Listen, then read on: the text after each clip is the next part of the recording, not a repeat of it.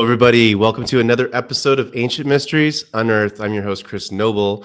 And today we got a really fascinating episode. We have a very special guest, Tamra Oviatt. Now, she is an energy healer, medical intuitive, grid worker, galactic and multiverse channel, and subconscious meta programmer. Don't worry, we're going to get into those already just to understand even what some of these titles even mean. But on top of all that, she is a walk-in soul from Arcturus, who from the age of 3 carried 2 souls within her body until about 2018, when the original soul chose to leave, which was obviously an experience that forever transformed her understandings of consciousness and the multidimensional self. We'll be asking her about that, of course, as well today. She's also the founder of Sacred Activations, which is a revolutionary subconscious meta-programming healing modality that is received or that was received through divine transmission at Rosslyn Chapel in Scotland. Now, working with source energy, Tamra channels over 500 powerful activations that clear limiting beliefs and align the mind, body, and spirit with higher frequencies of awareness. We'll be tapping into that as well today to get some of her tips on the awakening journey and how to be a human being in the modern day. Now, with over 20 years of energy healing experience, Tamra has trained over 1,000 practitioners across 20 countries, helping over 100,000 people awaken to their highest potential. She's also an award-winning energy healer, galactic channel, and an author. She bridges the cosmic and the human, bringing through transformative frequencies that align with Earth's ascension and the awakening of the collective consciousness. So without further ado, Tamra, welcome to Ancient Mysteries Unearthed. How are you doing today? I'm great. How are you doing? I'm doing fantastic. What a fantastic resume you've got there. I would call it a multi-dimensional galactic resume you have. It's been fun. It's been a lot of fun. Now, Yeah.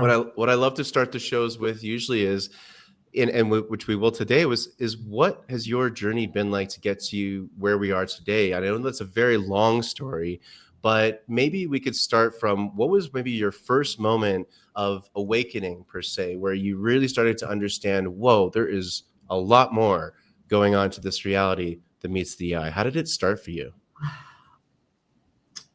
How did it start? That's a good question because it's been a lifelong journey, but truly awakening, I'm not really sure I could give you a date, but in 1999, I kept hearing I was supposed to be a healer. And I just kept hearing it over and over and over again. So I finally said, okay, what do you want me to do?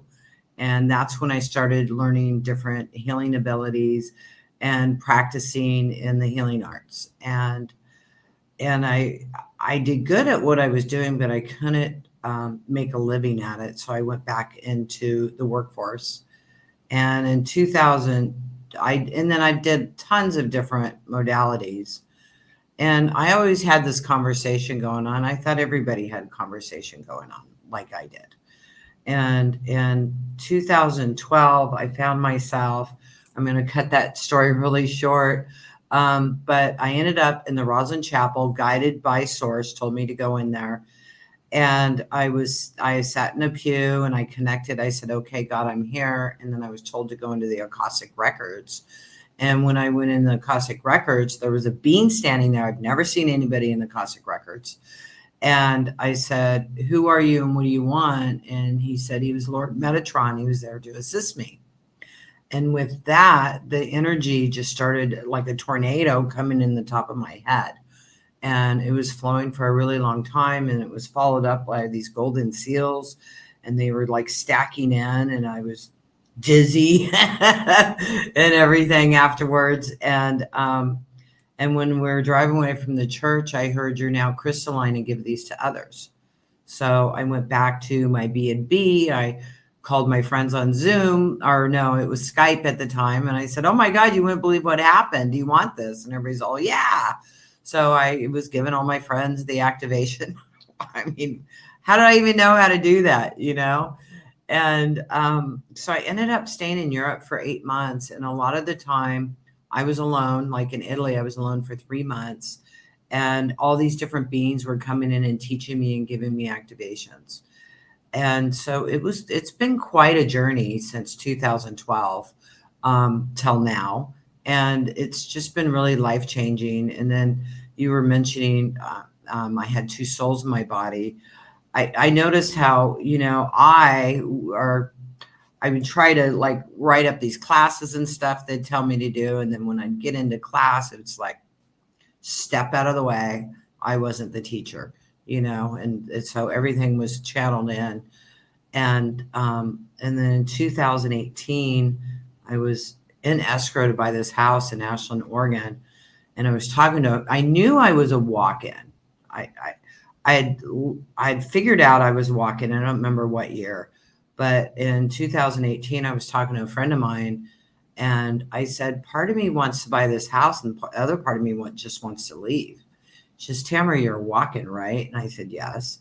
She says, maybe you left something behind.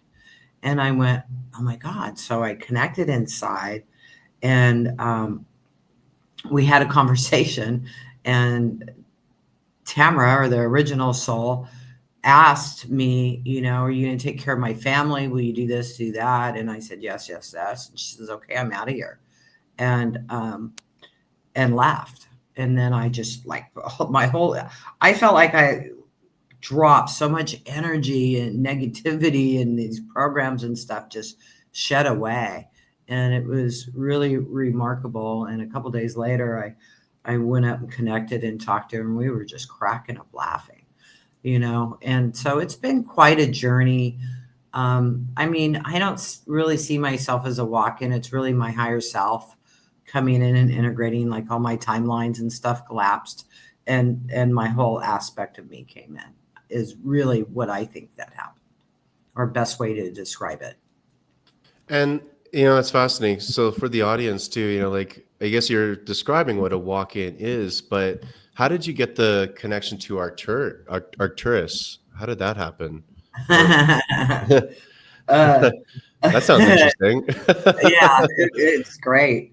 In 2012, during all this, after I received the downloads, I was staying in London. I rented a room in London for a couple months, and I would go into meditation every night. And I went into meditation, and Lord Metatron shows up and says, "Come with me." And he takes me to this other planet, and I see this tall blue being standing there, and she's looking at me, and she says, "You and I are one." And I'm looking at her. I got freaked out, and I left. I went back into my body. And the next night I went into meditation again, and Lord Metatron comes to me again, and he says, "This time stay." So he took me again, and I was just standing there just going, wow, you're so beautiful. It was her heart, that energy. It was like, so I stood there for a while, and she says, "You and I are one." And so, and it's like, okay. And so I didn't understand it, what it meant. But in 2015, I started hearing, it's time to integrate me. It's time to integrate me. And I went, okay, well, what do I do? So I was trying to pull out all these cords and do different things to do the integration. I didn't understand it. And of course, they provided me with walk-ins, so I would have that experience. I had this little boy, I think it was in 2013. His mother brought him to me, and she says, he keeps beating himself up. He says, there's another soul in here. And he actually punches himself and is always fighting with himself. So I worked with him and released the original soul that was supposed to go. And the walk-in stayed. And a month later, I talked to the mother, and she said he was much better and much calmer. And then I had a friend of mine, which this was really in the 90s. She was going through a divorce, and it was very traumatic for her. And her daughter had her locked up for like a nervous breakdown. And when she came out, it wasn't her. It was a man soul that was in her body. And she was very artistic and clean and organized. And this man came out, he's smoking, house is a disaster, And so I was like, what's going on, And then I had this football party, whatever the football parties are, I don't remember. And so she came over, and my mom, who's very, very Christian, looked at her and looked at me. She says, "Who is that? That's not Judy." So that was a really interesting case, because after she got through a divorce and everything was fine, Judy returned. So the walk-in soul that was helping her left again, and she returned, and she was back to normal. So that was very interesting. And in my case, after the original soul left, which was always very sad and really wanted out of here, did not want to be on the planet, did not like being here at all. When I took over, I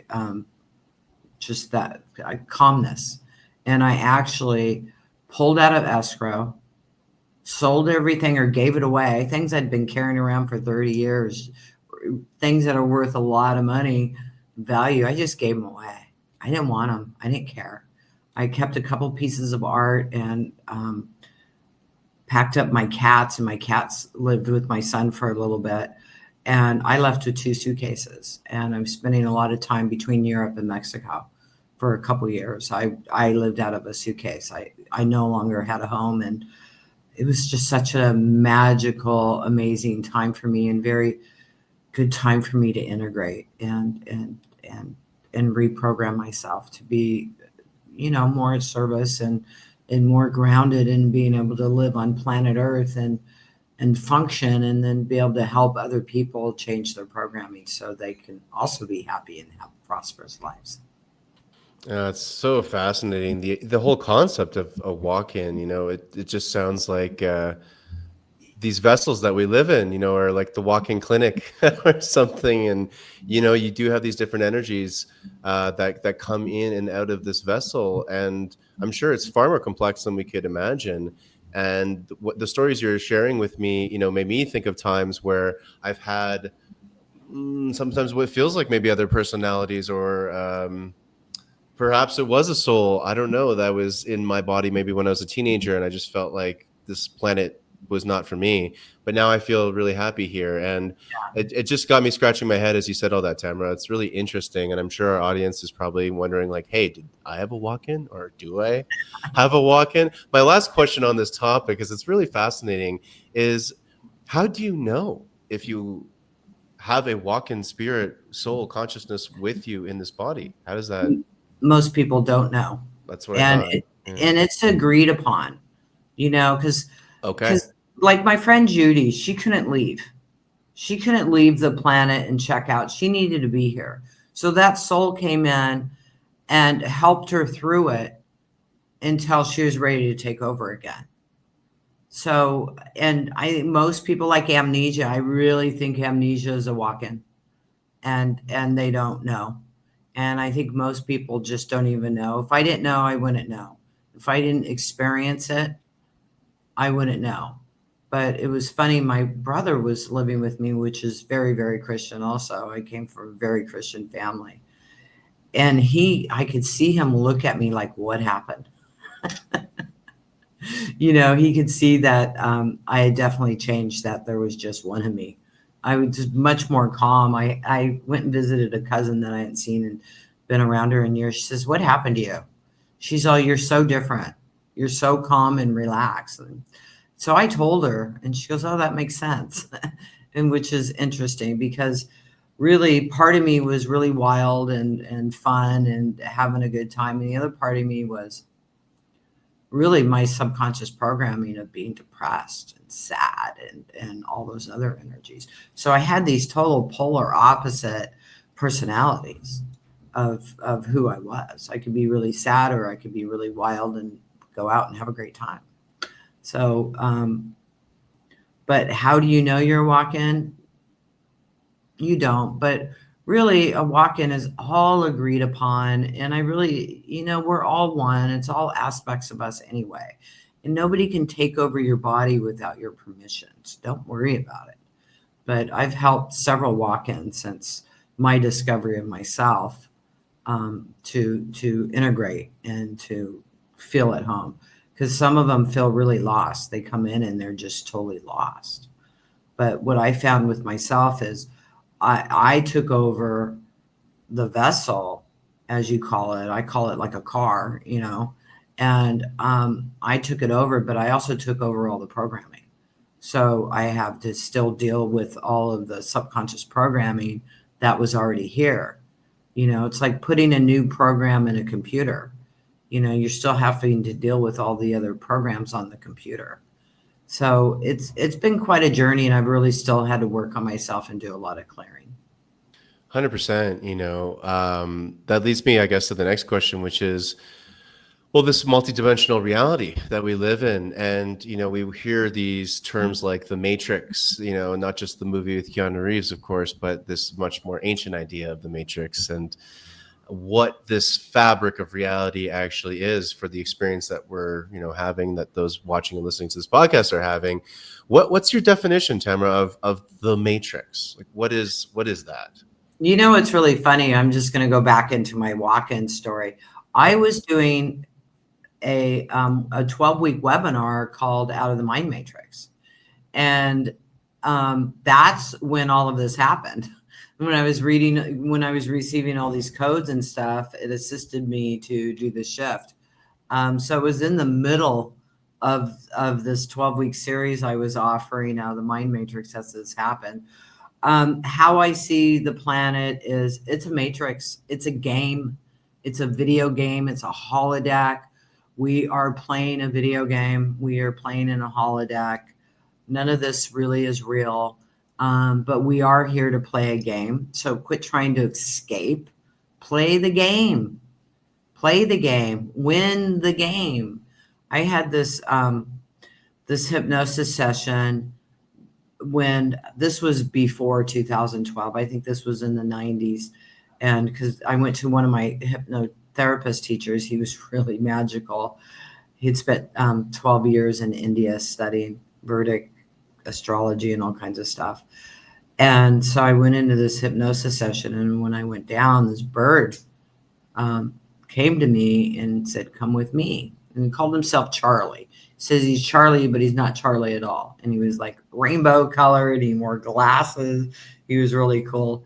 And he took me up over the planet, and we're like standing on this cloud, say, but the planet is like this ball. And he says, "Do you see that? Do you see that?" And I said, "Yes." He says, "It's just a game, Tamara. That's all it is. It's just a game. Are you a winner or are you a loser?" And I thought, well, I'm dyslexic and I'm really bad at spelling, but I win at Scrabble. I like to win. So it's like, well, I'm a winner, and I've never forgotten that. And I didn't understand it for a long time, but on my spiritual path of growth and understanding, I've really come to realize it really is a video game. It's like a holodeck. Like if you watch Star Trek and you go in the holodeck and you pick your program, okay, I want to experience this, this, and this, and this. And then boom, everything shows up, and that's what's happening. And that's here. This is the planet. This is Earth. There's a lot of background actors that support you and help you. You are the writer, you are the director, and you are the actor in your play. So you're playing all this out. Now, I say this like it's really easy just to change it, but we come with a lot of programming, and we program ourselves as we're going through life. So we have all of these programs that are no longer serving us, and we have to work some way to change our subconscious programming so that life does get easier. But it is a game, and if it wasn't such a good game, we'd get bored and leave. So it is a good game. It's a great game, and the game plays out, and your future plays out by what you're thinking about today or what you're recreating from your past, because our past recreates our now and our future. But so we have to change our past programming in order to create and program our future and what we desire to create. And we have to program ourselves of what we want to create and what we want to experience. We have to, because if you're just going along with your day-to-day life, then it's all the collective consciousness is just going to keep throwing stuff at you, and you're just going to keep bouncing around and never really achieve anything. If you want to achieve things in your life, you got to do something about it. Absolutely. And I love the video game analogy so much. You know, I love video games anyway. And my cousin's a video game designer, and I grew up literally designing games with him and seeing the back end. And of course, when you get into video game design, you literally I couldn't stop laughing at the as above, so below, metaphor or just straight up analogy of what this life is. While I'm in the background creating this game, you got to literally create the visual reality around you, the lighting, the characters, how the background characters were going to interact with your main character, just as you were mentioning. And I've heard things like the mathematics in a video game to save space on the rendering of everything, make it so that if your character shifts its point of view and looks in a direction, that's the only time when that environment will appear in front of itself, is when the character looks, and then the character looks away, that environment goes away.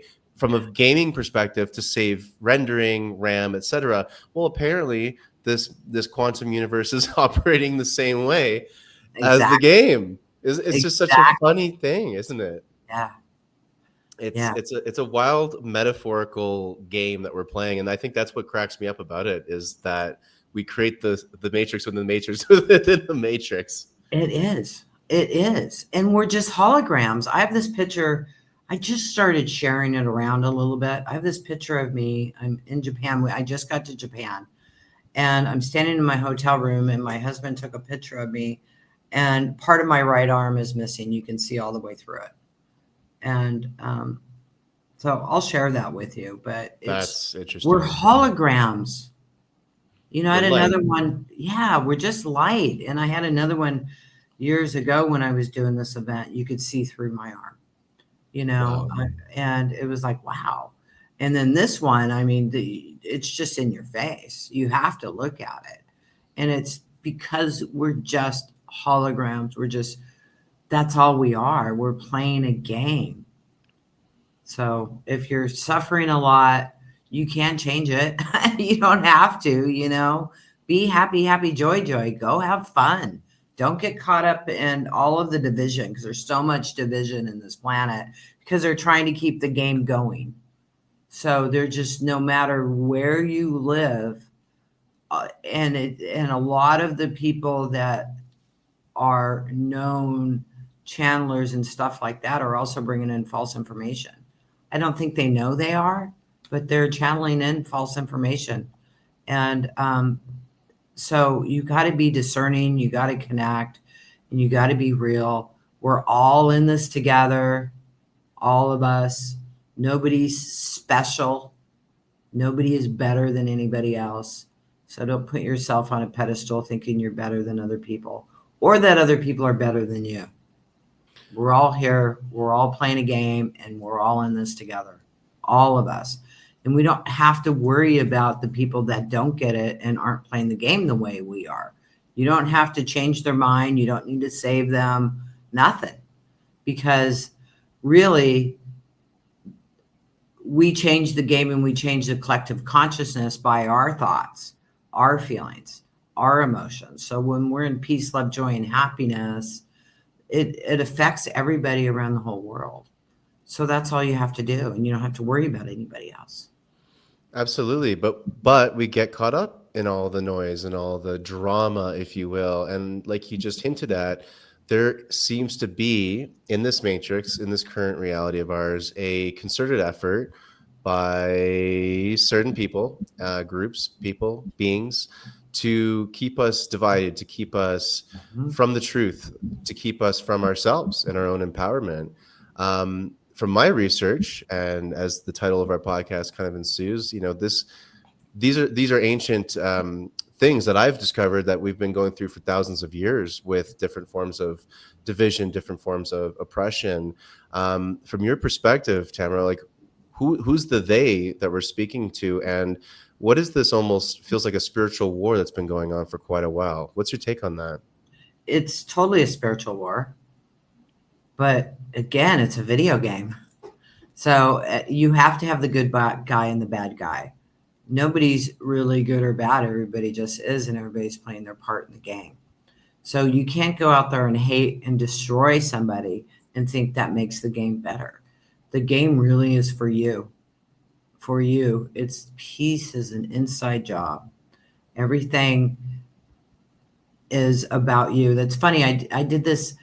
I work with this hypnotherapist sometimes just to help me stay grounded, connected while I'm communicating and having this conversation.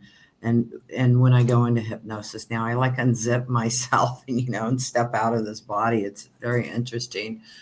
But my husband and my family and everybody was laughing at me, and they're pointing at me and laughing. I'm like, why are you guys laughing? They said, because we all act this way for you. This is all about you. We mirror what you want. We mirror what you need to learn. We are just a mirror for you. This is all about you. So when you change you, we change. And it's like, you're right. So and that's the same thing with the whole world. When we change how we feel about the world changes how it feels about us. If you're having a hard time going out there and talking to people and people are mean to you, change that within you, and then everybody around you starts being nice to you. It's so interesting. Everything's an inside job. Everything is an inside job. And how people treat you is up to you. That's so true. It's so true. And that just confirms again this quantum reality that, that we are the center of, right? And that kind of brings to my mind these different levels of reality, these different dimensions, if you will. And everyone these days, we're in 2025 right now, talk about moving from 3D to 4D to 5D, dimensionals or frequencies, or depends on what densities. There's different words that get thrown around here. But Yeah. from your perspective, what are they talking about? What is this whole shifting from 3 to 4 to 5D from your perspective?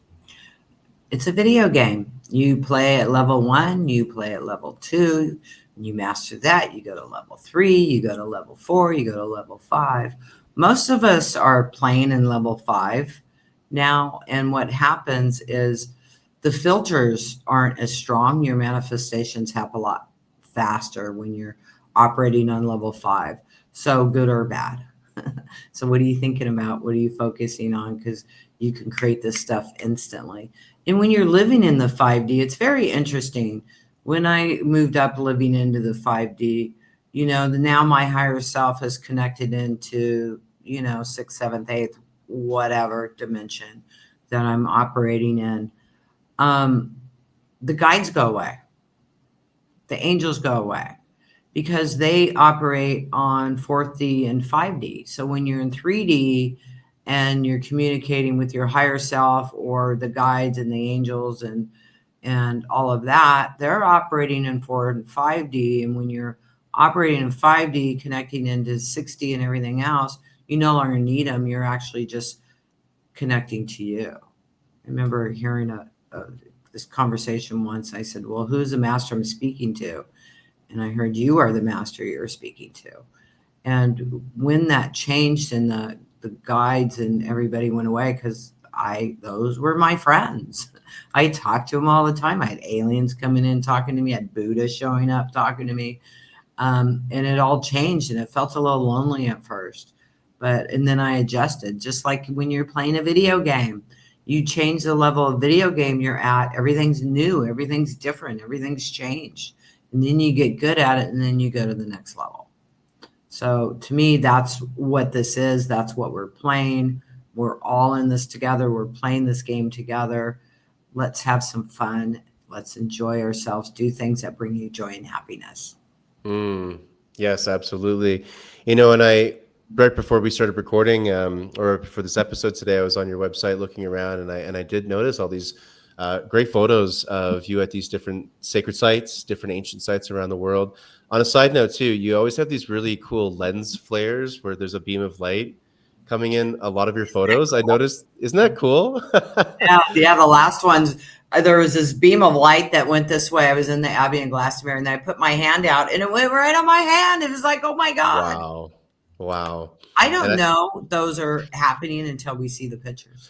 Well, me too. And I used to honestly like I'm a pretty big skeptic, even though I'm fully in this world. I still have that skepticism, and Of I was course. always like, well, I come from a photography background as well. I'm like, well, it's just a lens distortion or some little light beam thing. But it's always at these sacred sites or these places with high energy, these Yeah. energy vortexes or places like that, where the light always has this different looking effect. And to that point, have you found places on the world in your travels? You mentioned, of course, these beautiful long periods of time you've had in Europe and places like that. Like, have there been any special ancient sites you've gone to and have had downloads or just any type of important experience? Oh, all the time.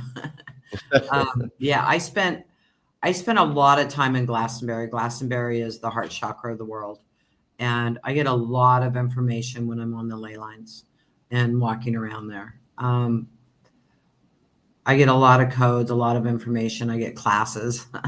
That also happens to me in Mexico. When you're in the sacred sites, the energy is so high vibrational that all kinds of information comes in. So I can't specifically say one thing. I mean, when I was in Stonehenge, I remember hearing I got the Book of the Dead activation, and that clears the fears of dying, and also helps you where to go when you do die, so you don't get caught up in the matrix, because there's false light that most people when they die they go into, and they're still stuck in the matrix, and they don't go past that. So if you're getting ready to die, go through the central sun. Don't go into the white light. Don't get faked out by your family coming to get you, because that's all false narrative to keep you stuck in the matrix. um, and I ran that activation on somebody. He had lung cancer, and the lung cancer went away when he let go of his fear of dying. So I thought that was really interesting. And so many people are just always afraid of dying that they're not really living. Wow, I love that because that is so true, isn't it? We get stuck in these fears and we forget why we're even here. And then you get other people that have gone through things like cancer and have come out the other end and have this incredible zest for life all of a sudden, right? And you hear about this a lot with near death experiences. And you're just touching on this, which I think is really something that people maybe need to hear a bit more of. We talk a lot about near death experiences on this channel. However, I don't hear too much about the, let's say, strategies or ways in which to conduct yourself in the afterlife. And it sounds like you have some wisdom to share there, because what's with these, let's say, false light or these false entities leading us into we could maybe say, a reoccurring loop of the matrix that our souls go through that maybe they don't need to necessarily go through. Like, we could dive into that a bit more, because I think that's something people aren't as aware of. Yeah, I haven't really talked much about that, but it's a false light. It brings you into heaven. Heaven and hell um, do exist, but they're actually fourth dimension. And there's the same level. So if you feel you need to experience hell, you're doing that. If you feel you deserve heaven, you're experiencing that. And it's really the reincarnation line to be reborn, to come back on the planet. So if you don't want to be reborn on this planet, then you need to exit through the central sun. Now, if you do end up in heaven, and you remember what I said today, you can decide not to do that and go on, and you can leave. I remember I was teaching this class, a Cosmic Records class called Heaven and Hell, and I bring people into the fourth dimension of heaven and hell. And my uncle was there. He was in hell. And my uncle was a partier, man. He had fun. And so, but growing up Christian, he was taught, you're going to go to hell. You're going to go to hell. So when he died, he went to hell. And I saw him and I went, wait a minute, Uncle Tim, you don't have to be in here. And I talked to him for a minute and he laughed. He was no longer in hell. So, I mean, if you have family that's in heaven and hell, you can go talk to them, and you can tell them they don't have to be there, and they can free themselves and leave, because it is a reincarnation line, and you will come back on this planet if you're in heaven and hell. Go to Wow. the source. When I was in Egypt and we were inside the temple that contains the Book of the Dead, because the Book of the Dead is actually a series of hieroglyphs all over the wall as well. I think it's probably, I'm sure it's just, it's created in many different ways. But anyway, I always, our guide, who is Mohammed Ibrahim, will be going back with him again next year in September. He was saying it's like an idiot's guide to the afterlife. I always thought that was kind of funny, but also when I really started to think about it, of course, this is how a lot of the ancients thought. They thought multidimensionally, and they were fully aware of this. And of course, you'd want some kind of a guide because there's so much to still navigate. You're just moving Yeah. into, it feels like another dimension of reality, but there's just the same complexities, or maybe different complexities, but nuances to still navigate. Yeah. And that's really interesting. We were talking earlier about ley lines, and these sort of vortexes that happen in places like Glastonbury, Stonehenge, Egypt, etc. What's your definition of a ley line? Like, what is that from your perspective? Well, it's an energy center, and a lot of them cross. But I see them like the planet is a body, and the ley lines are the veins that are connecting and flowing through everything. So that's how I see ley lines. And some of them are a lot stronger than others. I call those the arteries. I was just in England, and we went to Abelow, and this sacred site was said to have 50 ley lines go through it. And I was talking to my friend Gary that lives there, and he says, no, there's like 100 that meet up in there. And when I went in there, I was sitting on the stone, and the stuff just went, I just released so much stuff all at once. It was like, holy cow. So we were up in that area, kind of up by Yorkshire, for a couple of days. So I made sure I went back and spent some more time there. And I received a lot of transformation. The ley lines are just really powerful, but they're all over the world. But really, if you're looking at power centers, um, the the government knows where they are, so they'll have the Navy or the Army and all their different places on those ley lines. They have um, what is it, Salem asylums or whatever you call those. They'll have those on ley lines, and to interfere with that energy. But also, if you look at the ancient world, all of the churches and everything are on the ley lines also.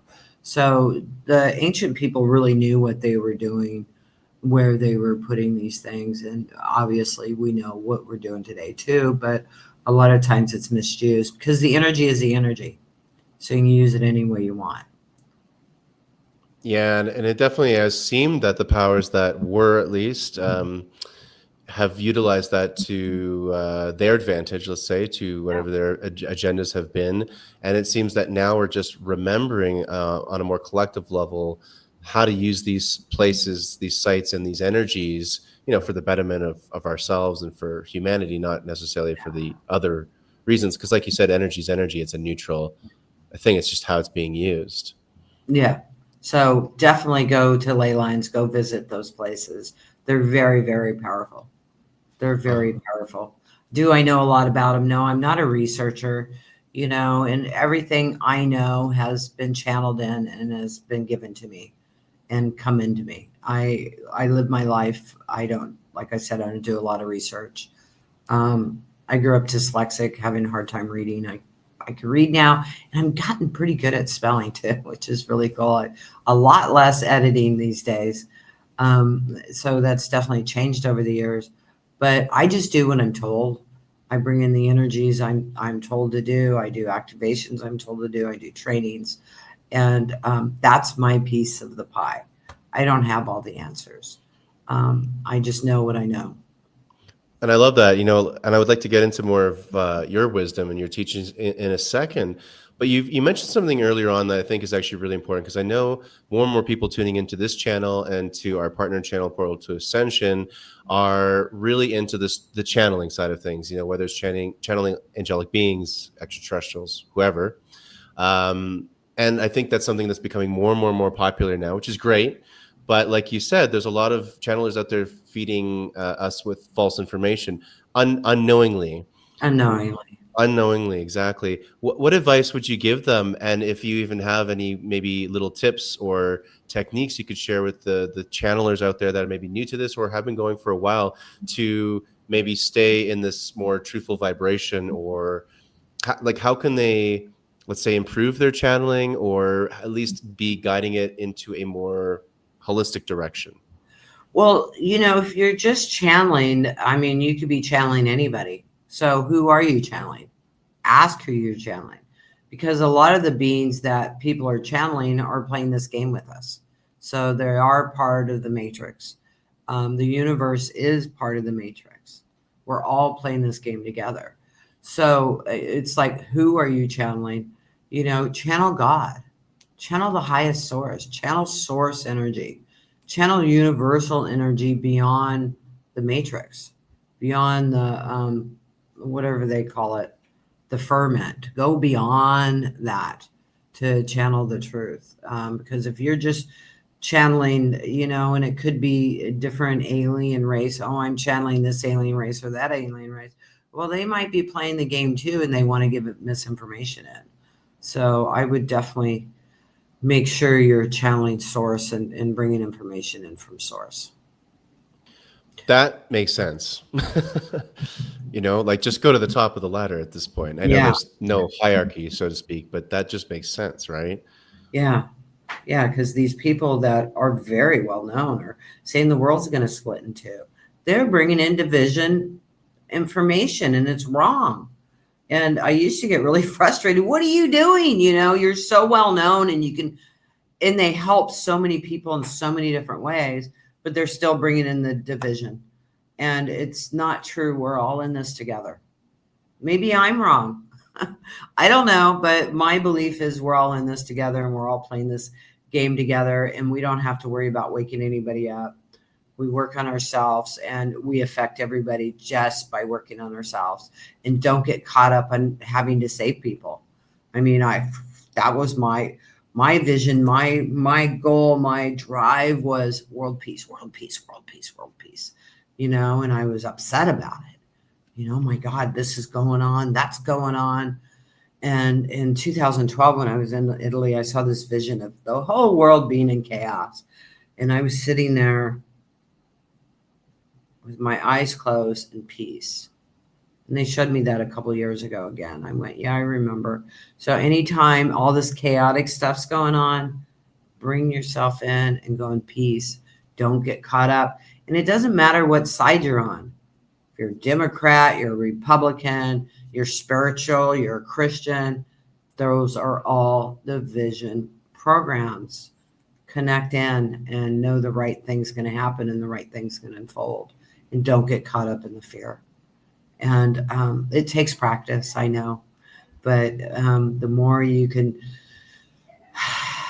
just quiet your mind, go swimming, go for a walk, don't pay attention to any of that stuff, because it'll spin you out and it'll suck your energy. So like I said, it doesn't matter if you're spiritual or whatever. If it's a division program, it's going to divide you, and that will keep sucking your energy. And as long as the collective of control and the matrix is sucking your energy, you're feeding it and you keep it going. So if you stop playing that and stop feeding your energy to it, it ceases to exist, because you're not putting your energy in there, and then you're helping thousands. What is it? 75. One person affects 75,000 people in the world where your focus is.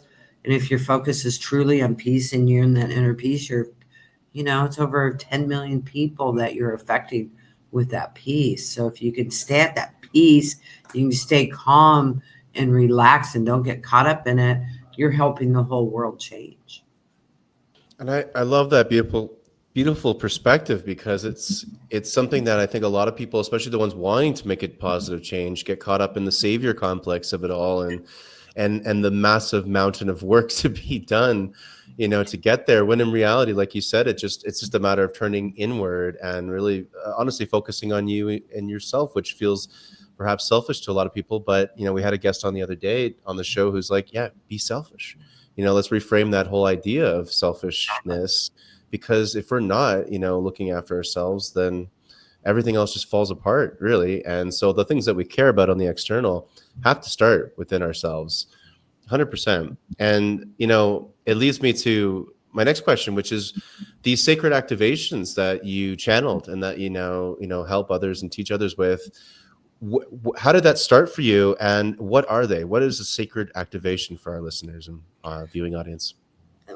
Well, sacred activation is metaprogramming in the human biocomputer. What that means is when you listen to a sacred activations, it's changing your subconscious programming and it's rewriting your programming, because we are like a PC, we are like a computer, and we have old outdated software on it, which is subconscious programming, which 95% of your life is ran by your subconscious programming.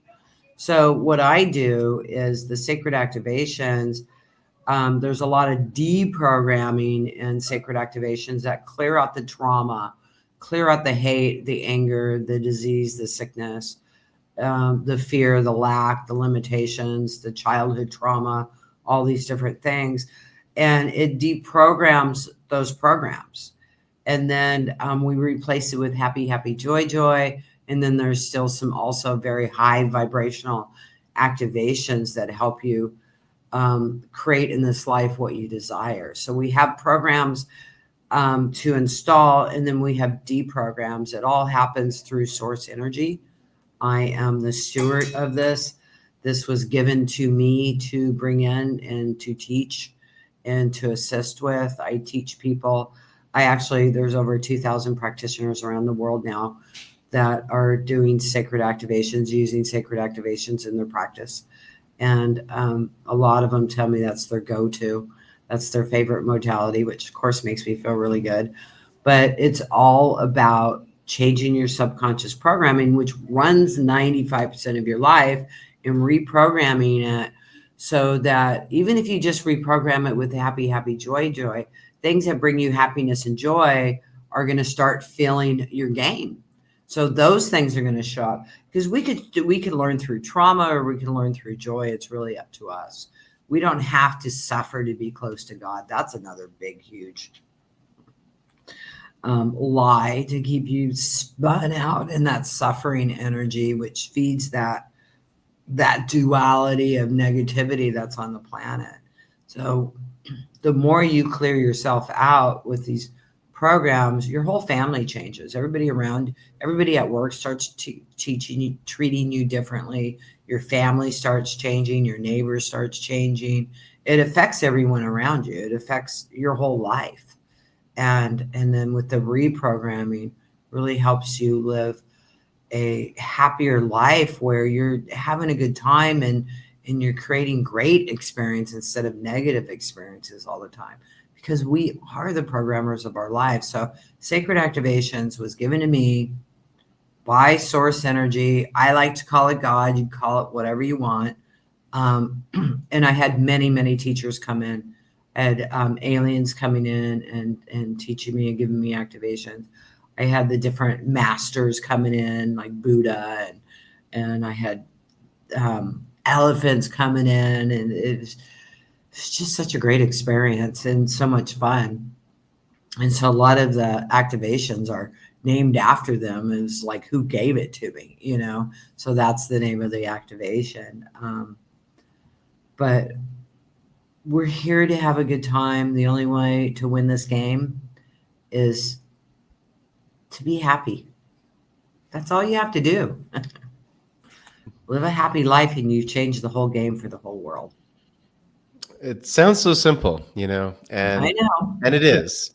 And, It is. that's the complicated reality. And I think that's why we designed the game probably this way. It is a challenging game. I heard someone refer to our souls as actually expert level game players that just saw planet Earth as a expert level game. So people that are maybe having a hard day or suffering out there, maybe hear this podcast and you can feel a little bit better about yourself. You're an expert gamer. Okay. You're an expert soul on this planet. And, we've talked a little bit throughout this episode about your contact and your inspiration from the extraterrestrials, I would love your quick take on what does first contact really look like. I know we're having contact already many times with ETs, but as we're moving into 2026 and closing out the I guess the 2020s up until the year 2030, there's a lot of talk about extraterrestrials, a lot of talk about disclosure. What's your take on all that, Tamra? What do you They're think we're gonna already have? here. Yeah, yeah. They're already here. Unicorns are real. Dragons are real. It's all Mm, real. It's all here. My brother's living in the mountains in Oregon. He's quite a trip. He lives out of his van. He's just done with society. He goes into town once a week and to get supplies. And he sent me a message. He says, "I'm seeing fairies. I'm seeing um, gnomes and all kinds of stuff." And it's like, yeah. So I'm really excited for him to start witnessing that stuff. They're all here. They'll become more visible. We'll become more aware of it. It's, they're our brothers and sisters. And there's so many of them that already live here, and they look like you. They look like me. So they're not bad. Of course, some of them are playing the game and they're bad and they're doing the negativity stuff. But again, they're playing the game too. So nobody's bad. Nobody's wrong. Everybody's just playing their game. And it's a great game. It's an amazing, amazing game.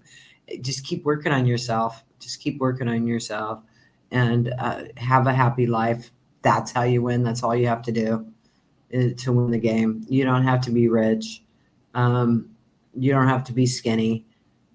You don't have to be someone's mother or father to win the game. It's really about enjoying yourself, being a good human being, being kind to other people, not letting other people take advantage of you. That isn't being kind. You've got to put yourself first because you can't take care of other people if you don't put yourself first. I remember I was on the Amazon. I was on this river cruise and I was a mess. I think this was early 2015. Just the sadness in everybody's eyes. I could see in their eyes, they were just sad in the conditions they were living in and stuff.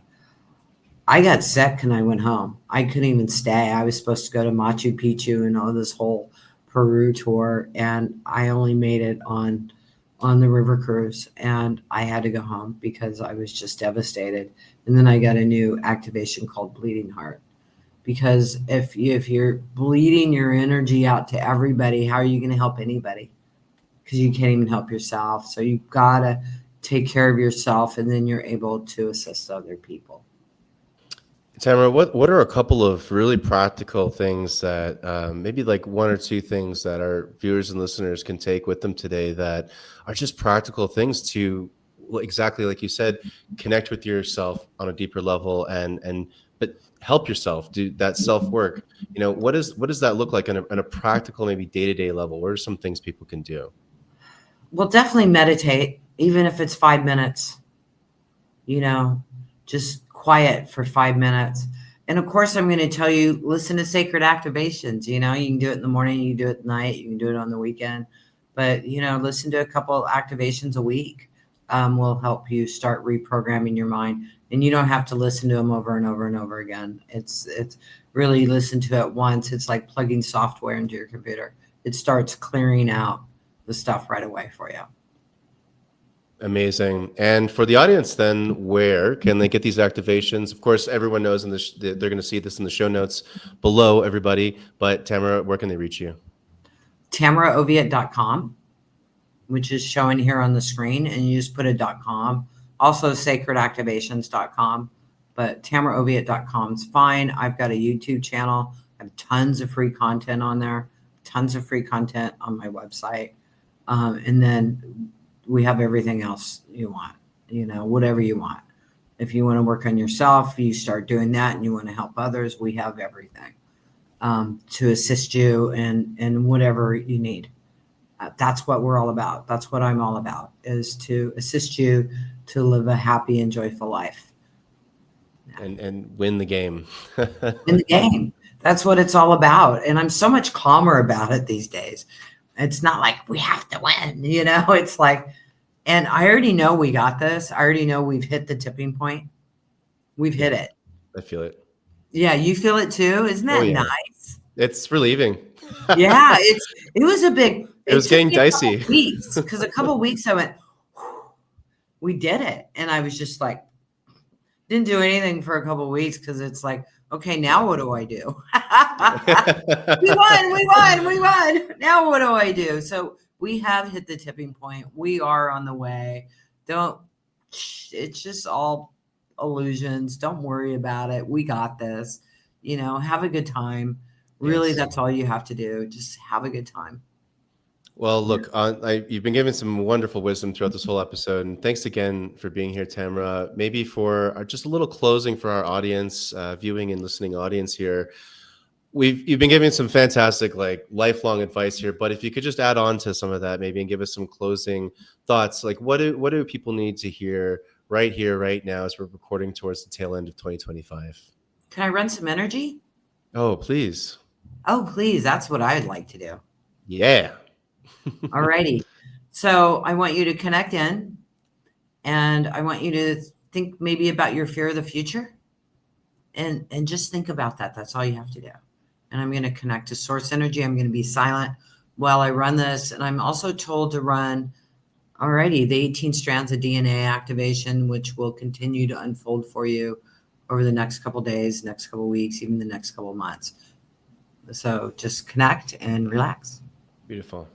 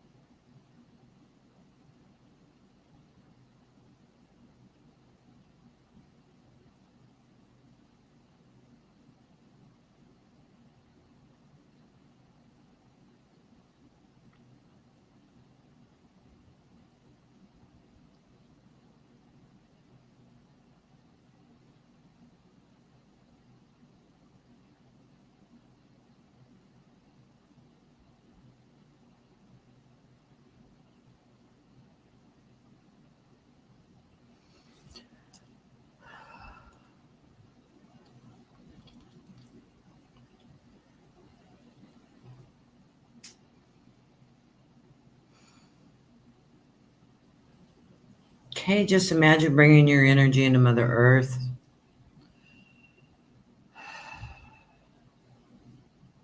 Just connect in. If you feel dizzy, go walk in the grass or go hug a tree, or imagine you can just put yourself into Mother Earth. This energy is going to keep working with you and keep transforming you. So let me know how you're doing. Send me a message. Thank you so much, Tamra. Thank you. That was really beautiful. Yes, I just had to go back into podcast host mode. You already took me somewhere else there. That was beautiful. Oh, sorry. No apologies here. That was beautiful. That was really great. Thank you. Um, Thank you so much for being on the show today. That was Absolutely. beautiful. Yeah, we got some really great wisdom for our audience here. Like we've said before, check out Tamara's information. It's going to be in the show notes below. And yeah, we'll have to have you on again, Tamara. Thank you so much for everything. Thank you. I would love to. You're a Um, doll. You're a oh, great thank you guy. so much. Thank you, Yeah. thank you, Thank you thank so you. much. Thank you. All right. Thank Well, you, we'll see you again everybody. soon. Cheers. All right, everyone. Well, that was another fascinating episode. Wow, I'm still in a bit of a daze right now, and that's an awesome thing. I love all these amazing guests that we get to have on this incredible show, where I'm always floored with information, with energy, with love, with perspective, and oh, wow, filled with a lot of gratitude right now. So, look, a little quick announcements at the end of our show, as we usually do now. We've got the Egypt 2026 tour. As I'm recording this, the tickets are just getting ready to go, but by the time this launches, they will be in the description below. So if you want to join us for an incredible, mystical, magical experience in Egypt in September of 2026, please check out the link below, and we'd love to see you there. I also just launched my therapeutic music library, which is all this music tuned to 432 hertz, really meant for practitioners, therapists, coaches, people that want to create intentional spiritual content, but using music that just has that other level of healing or functionality, focus, sleep, all that good stuff. So you can check out that in the description below. And our partners, Portal to Ascension, they have amazing events that I'll be a part of as well next year. We got a Mediterranean Mystery School cruise. You can check out those links as well below. That's coming up in the spring. And then, of course, the New Living Expo, which is going to be just one heck of a spiritual party, consciousness party for these beautiful souls on this planet. I'll be DJing and doing some music meditations on top of many, many other things. So lots of cool stuff in the future to check out. But more importantly, give yourself some love today. Give yourself a big pat on the back, a big hug, a big squeeze. And you know what? You're doing great on this journey of life, as Tamra has really helped us remember this is a game. This is an amazing game that we're really lucky to be playing. It's a real privilege to be playing this game here on planet Earth. So, from myself to everyone watching and listening, much, much love to you. Thank you so much for watching this episode of Ancient Mysteries on Earth. And we'll catch you in the next episode. Until next time.